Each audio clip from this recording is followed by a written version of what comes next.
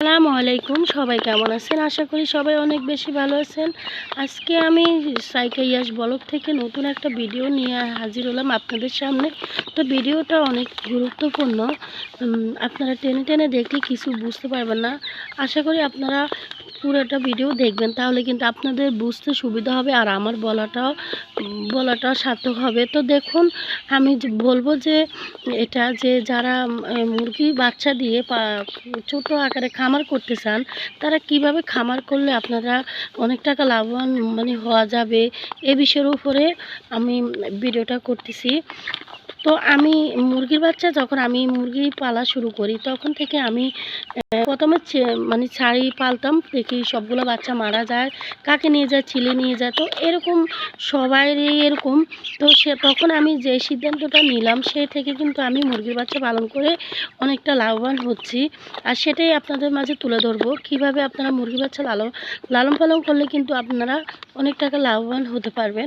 সবাই কিন্তু কম ব্যয়ে হাঁস মুরগি লালন পালন করে, কেউ প্রজেক্ট করে, কেউ বড় আকারের খামার করে, কেউ ছোটোখাটোভাবে। সবাই কিন্তু বর্তমানে কিন্তু এই কাজের সাথে কিন্তু যুক্ত হয়ে গেছে, কারণ দেশি মুরগির অনেক দাম। দেশি মুরগির মাংস যেমন সুস্বাদু, কিন্তু মুরগিরও অনেক দাম। সেই ক্ষেত্রে আপনারা যারা ছেড়ে মুরগি পালতে সমস্যা বা বাচ্চা বোরিং করতে সমস্যা, সেগুলো সমাধান করবে আজকের ভিডিওটা। তো দেখুন, আমি কিন্তু অনেক বাচ্চাই পালন করতেছি। আমার আগের ভিডিওতে অনেক ভিডিও দেওয়া আছে, আপনারা দেখবেন ভিডিওগুলো। আমি সবসময় কিন্তু মুরগির বাচ্চা লালন পালন করি। তো আপনারা জানেন যে আমি সবসময় মুরগির বাচ্চা লালন পালন করি।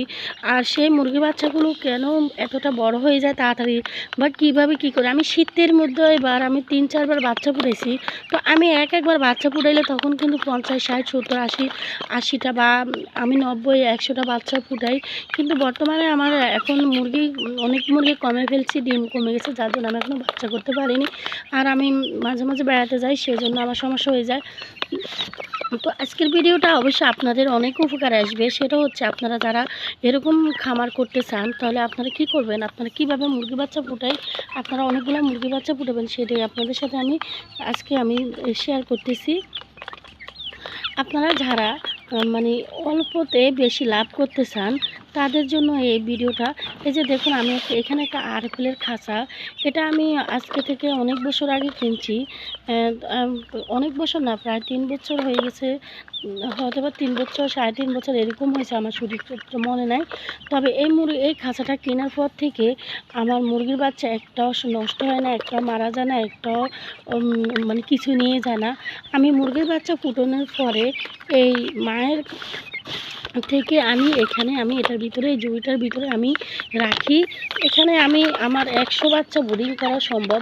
100 বাচ্চা আমি ব্রিডিং করছি। এবার এই মুরগি খাঁচাতে 100 বাচ্চা এখানে 15 থেকে 20 দিন পর্যন্ত রাখা যায়। যখন গরমকাল, তখন আমি 4-5টা খোলা রাখি। তখন এমনিতে গরম পড়ে, তখন আর বন্ধ করে ব্রিডিং করতে হয় না। আর যখন শীতকাল, তখন আমি 4-5টা আটকাই নিই, একটা পেপার দিয়ে আটকাই নিই, নয়তো বা একটা পুরান কাপড় দিয়ে কিন্তু 4-5টা আমি ঘেরাও দিয়ে এলে, তাতে তখন আর কোনো ঠান্ডা হাওয়াটা ভিতরে ঢুকে না। এই যে উপরে আছে, গরম হাওয়াটা কিন্তু উঠে যায়। তো এইভাবেও আপনারা পালতে পারেন। একটা খাঁচা এরকম কিনবেন আপনি। এই খাঁচাটা আমি যখন কিনছি, তখন 1500 টাকা, 12 থেকে 1500 টাকা দিয়ে আমি এই খাঁচাটা কিনছি। তো কেনার পরে থেকে আমার মুরগির বাচ্চা আল্লাহর রহমতে একটা নষ্ট হয় না। এই যে এই বাচ্চাগুলো আমি এখানে বড় করছি, ছোটো থেকে এদেরকে এখানেই বড় করছি। তো এখানে আরও বাচ্চা ছিল, এখন বাচ্চাগুলো নাই, আমি বিক্রি করে দিছি। তো এগুলা কোন জাতের মুরগি, এখানে বুঝি যে পাকিস্তানি মুরগি, এটা বোঝা যায় 3টা, আরগুলো কোন জাতের সেটা আমি আজও বুঝি না। তো যাই হোক, আমি আপনাদেরকে বলবো, আপনারা সব ধরনের মুরগির বাচ্চা এখানে লালন পালন করতে পারবেন 1 থেকে 1.5 মাস পর্যন্ত। 1.5 মাস পরে আপনি মুরগির বাচ্চাগুলোকে বাইরে ছেড়ে দিয়ে লালন পালন করতে পারবেন। এতে আপনার একটা বাচ্চাও মরবে না, একটা বাচ্চাও কিচ্ছু হবে না, সবগুলো বাচ্চা আপনার দ্রুত বড় হয়ে যাবে। তো তো আমি এখন এদেরকে এখানে রাখি না, জাস্ট এখন এদেরকে খাবারগুলো দিছি, যার জন্য আমি এখন এদেরকে রাখছি। কারণ বড় মুরগির জন্য ওরা কম খাইতে পারে, যার কারণে আমি প্রতিদিন এদেরকে আগে আগে আমি খাবার দিই, যেহেতু ওরা খাবার খেয়ে বাইরে যেতে পারে। কারণ বাচ্চাগুলো ছোটো মুরগির বাচ্চার যদি ওদেরকে সঠিকভাবে আপনি খাবারগুলো দিতে পারেন, তাহলে কিন্তু আপনার মুরগির বাচ্চাগুলো দ্রুত বড় হয়ে যাবে। আর আমি সবসময় প্রাকৃতিকভাবে মুরগি লালন পালন করি। তো আপনারাও যদি এভাবে লালন পালন করেন, দেখবেন আপনারা অল্প দিনে অনেক টাকা মালিক হয়ে যাবেন। আমি আগে অনেক মুরগির বাচ্চা লালন পালন করতাম সর্বপ্রথম, তখন আমার মুরগির বাচ্চাগুলো টিকতো না।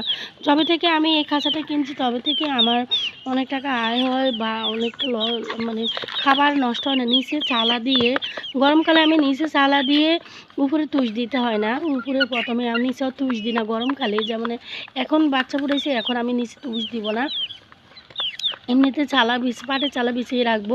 আর শীতকালে আমি নিচে তুষ দিয়ে, উপরে চালা দিয়ে, তারপরে আমি আবার উপরে তুষ দিয়ে পেপার দিয়ে আমি সুন্দর করি ওদেরকে বোর্ডিং করি।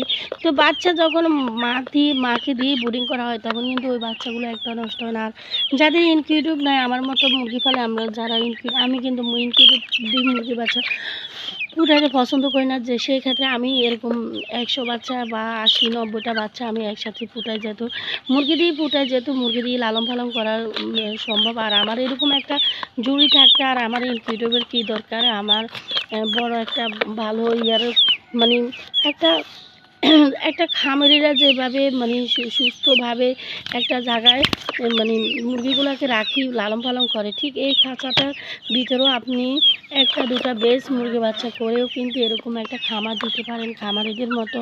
তো আপনারাও চাইলে কিন্তু 1 থেকে 1500 টাকা খরচ করে এরকম অনেকগুলা মুরগির বাচ্চা আপনারা একসাথে পালে ছোট্ট একটা খামার দিতে পারেন, বা ছোটো আকার থেকে তখন বড় হয়ে যাবে। আপনি যদি এখানে যদি আপনি 100 মুরগির বাচ্চা ব্রিডিং করতে পারেন, আবার আপনি মুরগি দিয়ে আরও কিছু বাচ্চা ফুটাই কিন্তু আপনি বড় আকারের একটা খামার তৈরি করার প্রস্তুতি নিতে পারেন। তবে সেটা সম্ভব কিভাবে? সেটা সম্ভব এইভাবে, এরকম একটা জুড়ি দিয়েই সম্ভব।